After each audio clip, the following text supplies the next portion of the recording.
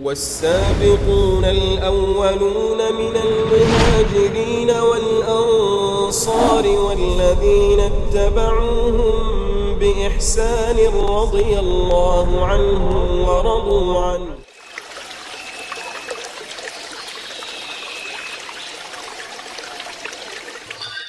بسم الله الرحمن الرحيم. السلام عليكم ورحمة الله وبركاته.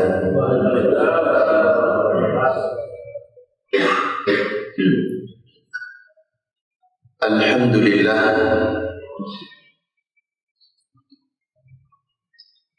والصلاة والسلام على رسول الله وعلى آله وأصحابه ومن تبع هداه.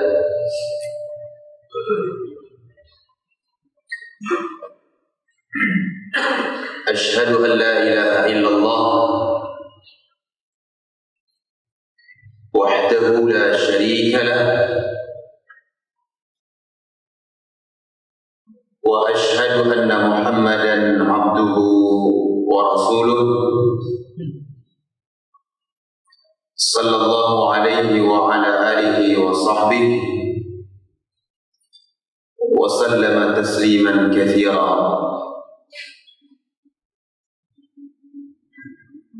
يقول ربنا جل وعلا في القرآن الكريم: يا أيها الذين آمنوا اتقوا الله حق تقاته ولا تموتن إلا وأنتم مسلمون. أما بعد.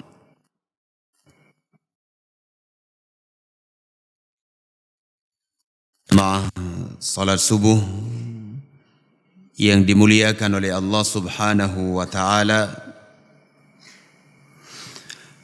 Alhamdulillah, segala puji dan syukur selalu dan senantiasa kita panjatkan kepada Allah Tabaraka wa taala atas limpahan kenikmatan yang Allah Subhanahu wa taala telah anugerahkan kepada kita. Nikmat yang begitu banyak, nikmat yang begitu besar, yang Allah Subhanahu wa taala berfirman di dalam Al-Qur'anul Karim, wa in ta'uddu ni'matallahi la tuhsuha. Kalau sekiranya kalian ingin menghitung nikmat Allah, niscaya kalian tidak akan mampu menghitungnya. Bagaimana tidak, jemaah yang dimuliakan oleh Allah? Atau bagaimana bisa kita menghitung nikmat Allah Subhanahu wa taala dalam keadaan nikmat yang Allah Azza wa Jalla berikan kepada kita sangat besar dan sangat banyak. Setiap nafas yang kita keluarkan itu adalah bagian dari nikmat yang Allah Subhanahu wa taala berikan kepada kita. Bahkan ketika kita bisa mengeluarkan air seni pada saat dibutuhkan untuk kita membuangnya, itu adalah nikmat. Jemaah yang dimuliakan oleh Allah Subhanahu wa taala, pernah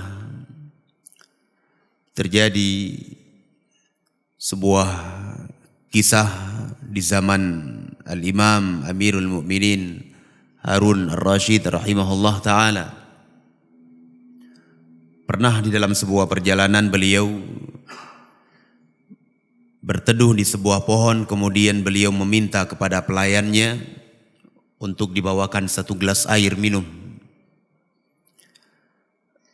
Lalu dibawakan kepada beliau satu gelas air minum tersebut.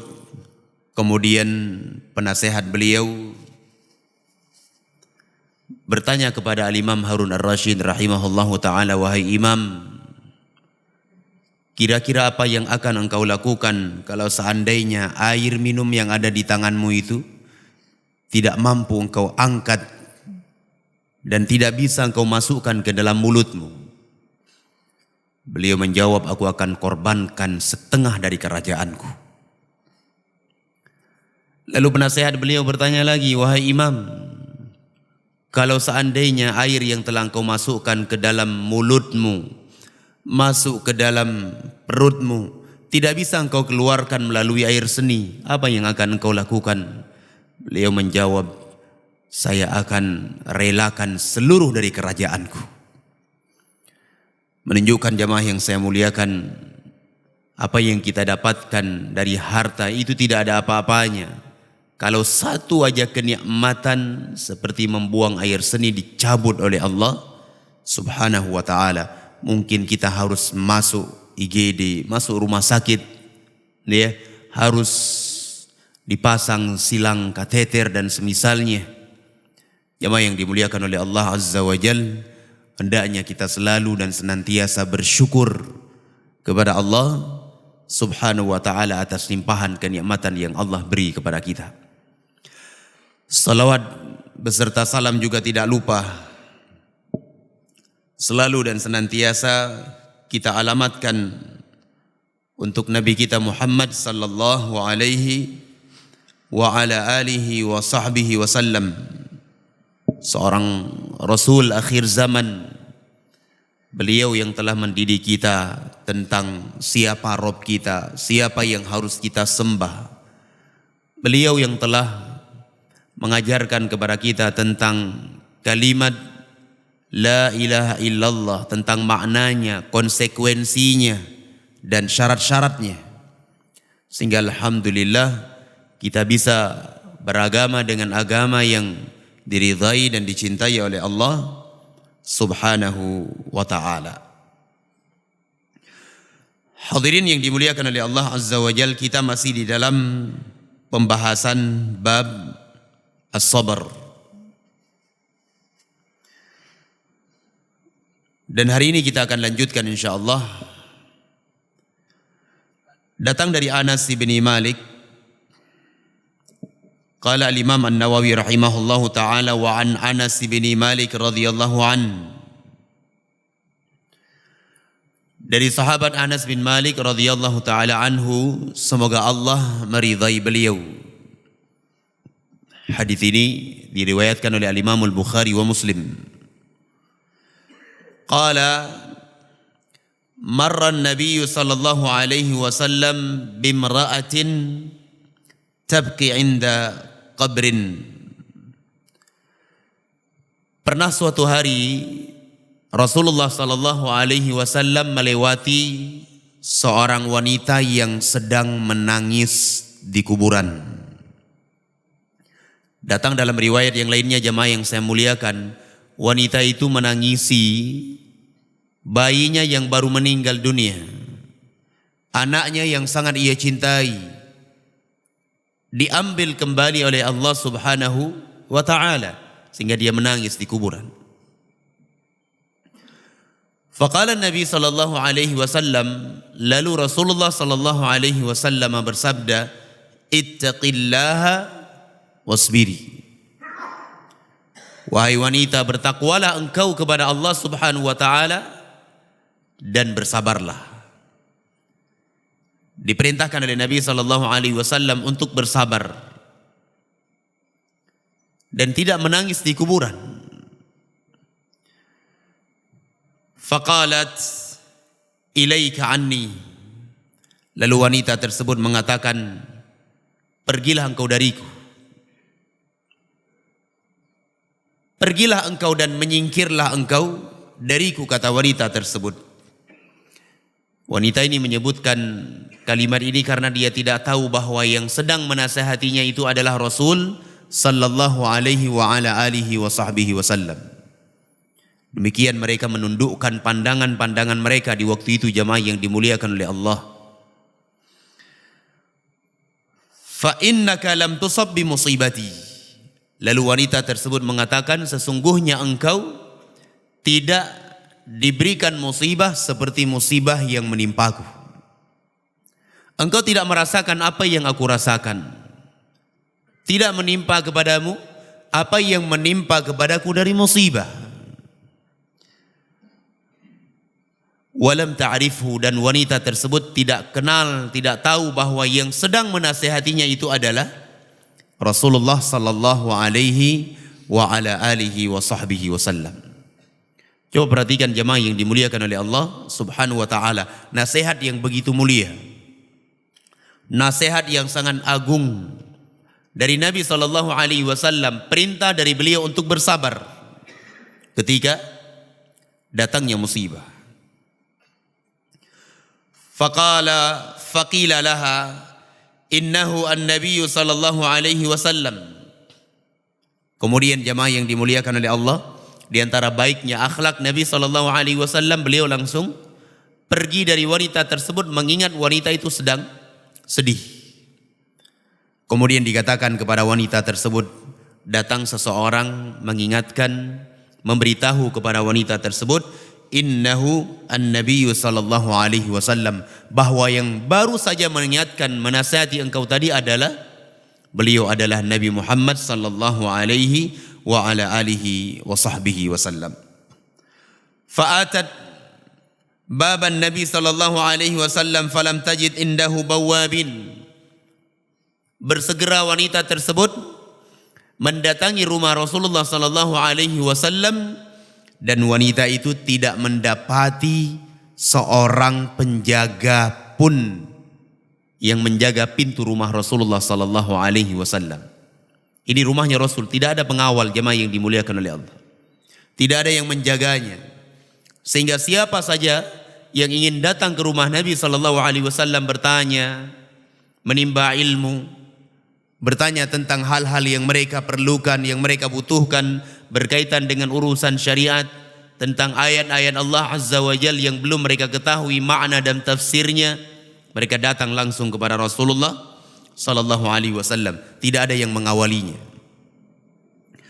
Faqalat, lalu wanita itu mengatakan, lam a'rifka, wahai Rasulullah sallallahu alaihi wasallam, sesungguhnya aku tidak mengenal engkau, aku tidak tahu wajahmu wahai Rasulullah. Faqala, kemudian dijawab oleh Rasulullah sallallahu alaihi wasallam, innamas sabru inda as-sadmatil ula. Hanya saja kesabaran itu, kata Nabi sallallahu alaihi wasallam, adalah di awal musibah datang. Ketika awal atau pertama sekali musibah datang menimpa kita, seseorang bersabar, itulah yang dinamakan dengan kesabaran, jemaah yang saya muliakan. Bukan ketika datang musibah dia membantingkan kepalanya ke dinding, menarik kerah ataupun merobek-robek bajunya, dia berteriak histeris seperti teriakan orang-orang al-jahiliyah, baru setelah itu dia bersabar. Ini bukan sabar namanya. Ini bukan kesabaran namanya. Yang namanya kesabaran tersebut, jemaah yang saya muliakan, kata Rasulullah sallallahu alaihi wasallam, adalah di awal musibah datang kepadanya. Di awal musibah datang kepadanya. Maka dari itu jemaah yang dimuliakan oleh Allah Azza wa Jal, sebagaimana yang telah kita sebutkan sebelumnya, bahwa kehidupan kita di muka bumi ini tidak akan selamanya senang. Tidak. Akan datang hari-hari di mana ujian, cobaan akan diberikan oleh Allah Subhanahu wa ta'ala. Dan tingkatan orang-orang yang menghadapi ujian dan cobaan itu disebutkan oleh para ulama, itu ada beberapa tingkatan. Tingkatan yang pertama adalah seseorang ketika diberikan ujian, musibah, dia murka kepada Allah Subhanahu wa ta'ala. Dan ini merupakan tingkatan yang paling terjelek, jemaah yang saya muliakan. Adalah tingkatan yang paling buruk, tingkatan yang paling jelek. Seseorang murka kepada Allah Subhanahu wa ta'ala ketika ada musibah. Hartanya sedikit diambil oleh Allah Azza wa Jal, sedikit ditimpakan dengan rasa takut, al-khawf wal-ju' dan sebagainya. Ada anggota keluarganya yang sakit, ada anggota keluarganya yang diwafatkan oleh Allah Subhanahu wa ta'ala, murka kepada Allah Subhanahu wa ta'ala. Makanya kata Nabi sallallahu alaihi wasallam, laisa minna man darabal khudud wa syaqqal juyub wa da'a bid'awal jahiliyah. bukan bagian dari kami, kata Rasulullah. Orang-orang yang menarik kerah bajunya, yang menampar pipinya ketika datang musibah, merobek bajunya, wada'a bida'wal jahiliyah, kemudian dia berteriak dengan teriakan jahiliyah. Kata Rasulullah sallallahu alaihi wasallam, bukan dari golongan kami, bukan dari orang-orang yang mereka mengikuti Rasulullah sallallahu alaihi wa ala alihi wa sahbihi wasallam. Maka dari itu jamaah yang dimuliakan oleh Allah, tingkatan yang paling jelek adalah seseorang murka kepada Allah Subhanahu wa taala ketika diberikan musibah. Yang kedua adalah dia bersabar.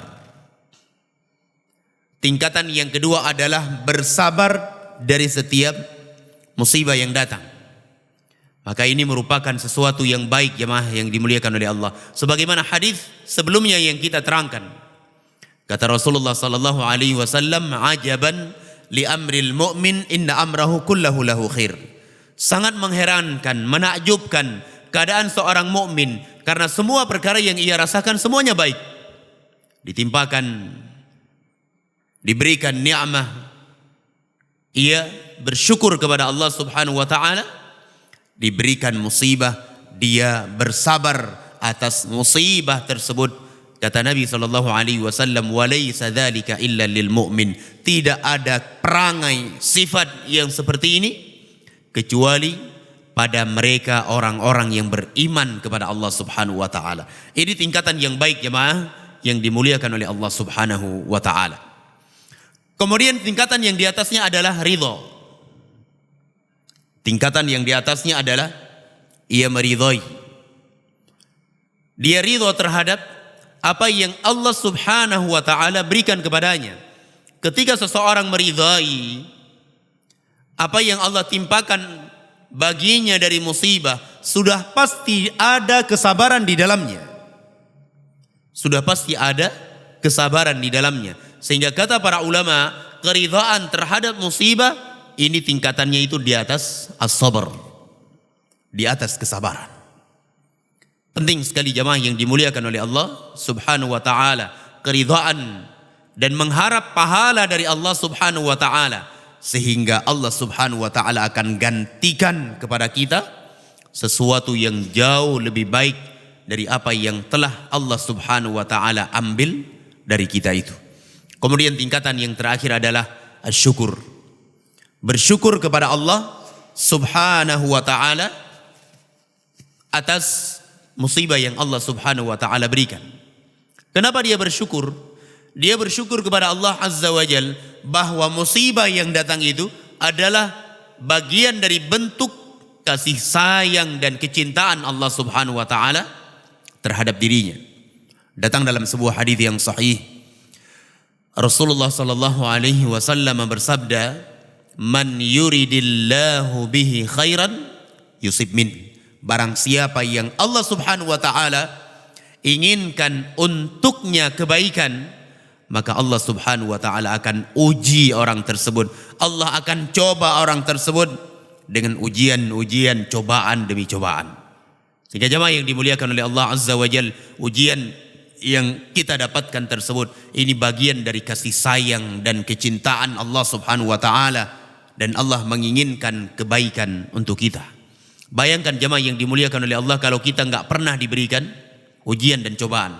Dahulu para ulama salaf mereka bersedih, mereka khawatir ketika tidak pernah diberikan ujian dan cobaan oleh Allah Subhanahu wa taala. Takut sekali mereka. Ada apa? Jangan-jangan ini adalah bagian dari istidraj Allah Azza wa Jalla. Allah mengulur-ulur, memberi dan kelak di yaumul qiyamah Allah akan balas dengan azab. Takut sekali mereka. Dahulu para ulama. Demikian jemaah yang dimuliakan oleh Allah Azza wa Jal, ketika diberikan ujian oleh Allah Azza wa Jal, mereka langsung meyakini ini adalah bagian dari kasih sayang Allah Subhanahu wa taala. Allah tegur mereka di dunia sehingga mereka bisa memperbaiki diri mereka dan bertaubat kepada Allah Subhanahu wa taala dari dosa-dosa dan kesalahan yang mereka lakukan. Ini beberapa tingkatan orang-orang yang diberikan musibah oleh Allah Subhanahu wa taala.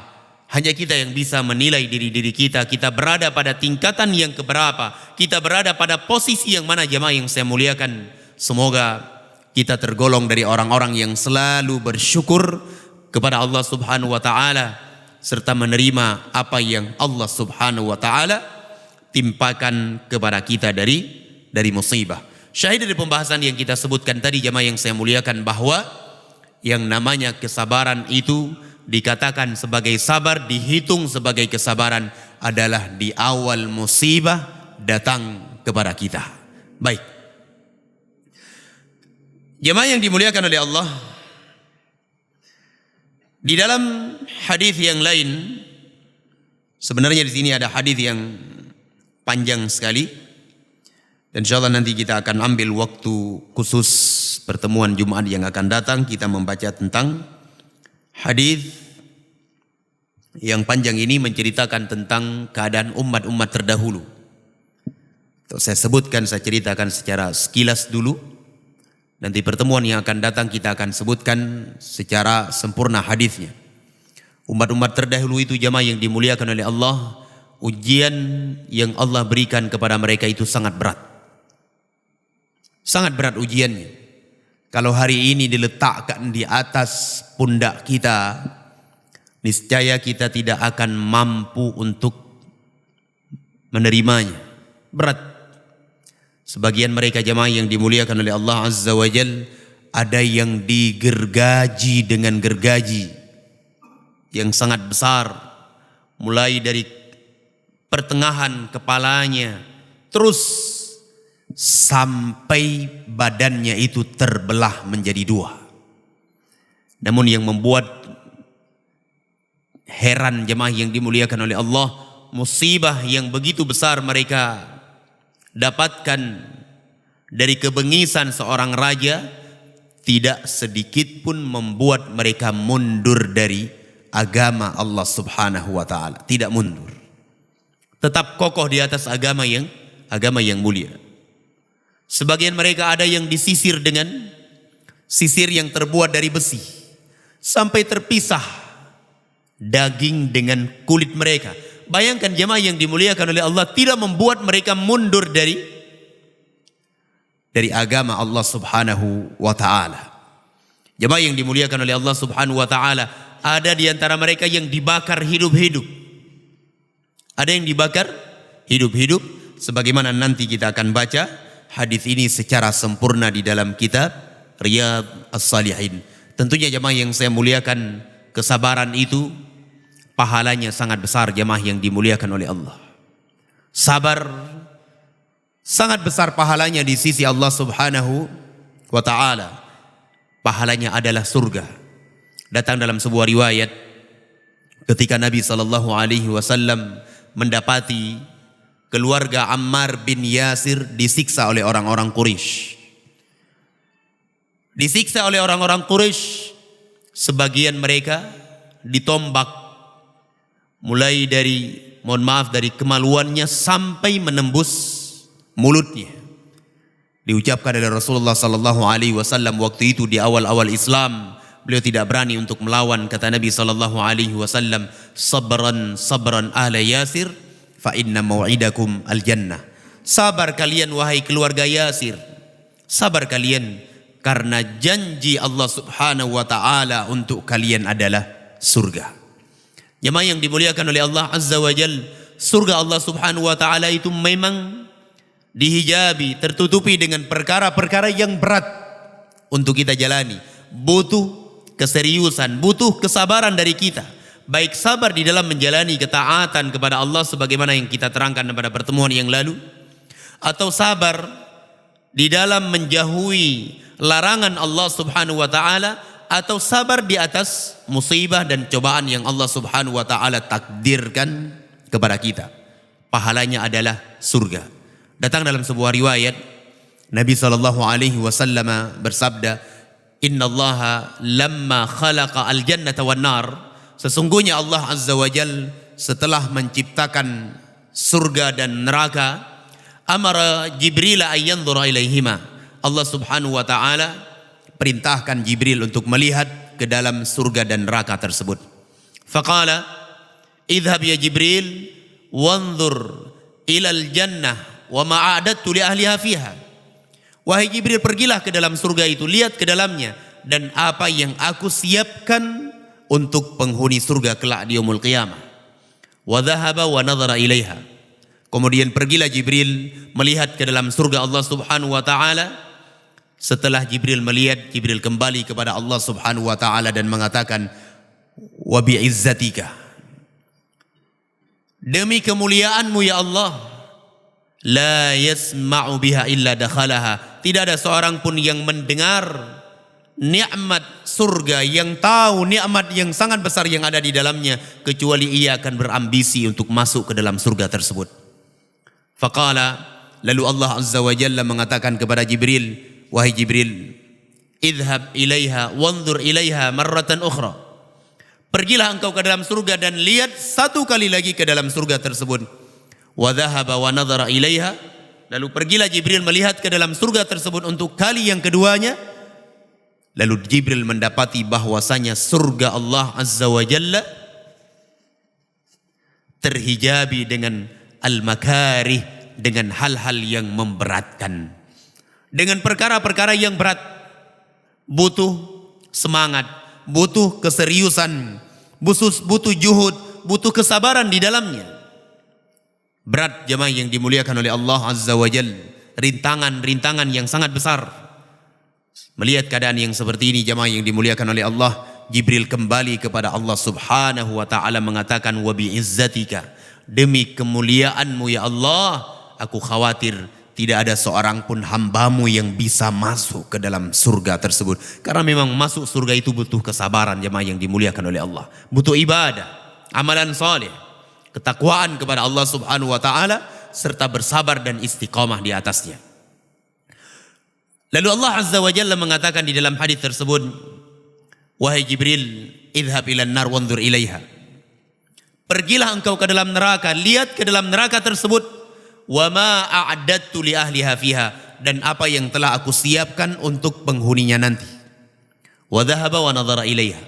Pergilah Jibril, lalu beliau melihat ke dalam neraka tersebut dengan azab yang begitu berat jemaah yang dimuliakan oleh Allah. Azab yang paling ringan saja adalah azab yang Allah beri kepada Abu Talib, dipakaikan untuknya 2 terompah dari api neraka yang cuma membakar sampai mata kaki Abu Talib, kemudian mendidih otaknya. Alhamdulillah. Melihat keadaan yang seperti ini, Jibril kembali kepada Allah Azza wa Jalla mengatakan, bersumpah dengan kemuliaanmu ya Allah, demi kemuliaanmu ya Allah, la yadkhuluha ahadun, tidak ada seorang pun hambamu yang mau masuk ke dalam neraka tersebut. Tidak ada. Bagaimana kita mau masuk? Keadaannya seperti itu jemaah yang saya muliakan. Lalu Allah katakan kepada Jibril, wahai Jibril, pergilah ke dalam neraka, lihat sekali lagi. Wa dhahaba wa nadhara ilaiha. Lalu Jibril pergi, berangkat melihat sekali lagi ke dalam neraka. Jibril mendapati bahwa neraka Allah Subhanahu wa taala terhijabi dengan asyahwat, dengan syahwat, kecintaan terhadap dunia yang berlebih-lebihan, kecintaan terhadap harta berlebih-lebihan, kecintaan terhadap keluarga yang berlebih-lebihan, syahwat dunia jemaah yang dimuliakan oleh Allah. Dengan itu Allah Azza wa Jalla tutupi, kelilingi neraka Allah.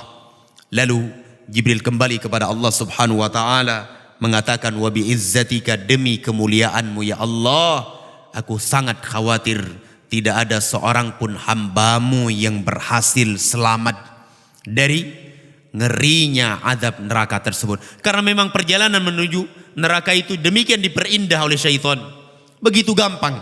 Coba lihat jemaah yang dimuliakan oleh Allah, terkadang manusia dia duduk di warung kopi dari waktu menjelang maghrib sampai pertengahan malam, ya, ia tidak menunaikan sholat maghrib, sholat isya, jam 12 malam ataupun sampai menjelang subuh berada di warung tidur.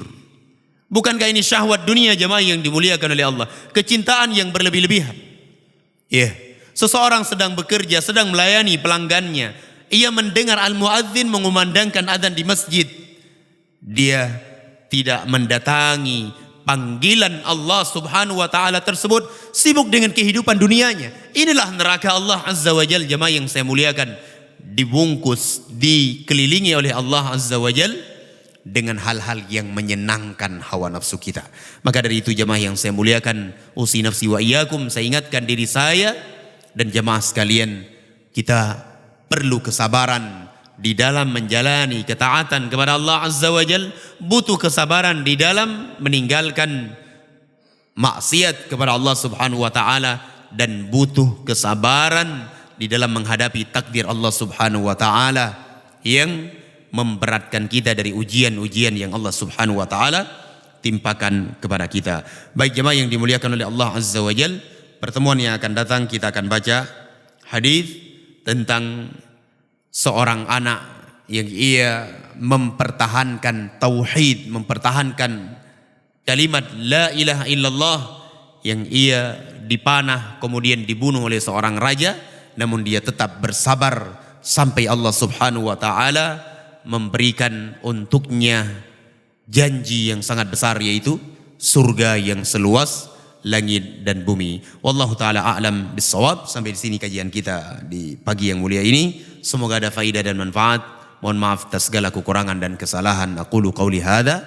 Subhanakallahumma wa bihamdika asyhadu an la ilaha illa ant astaghfiruka wa atubu ilaik. Wa sallallahu ala nabiyyina Muhammadin wa ala alihi wa ashabihi ajma'in.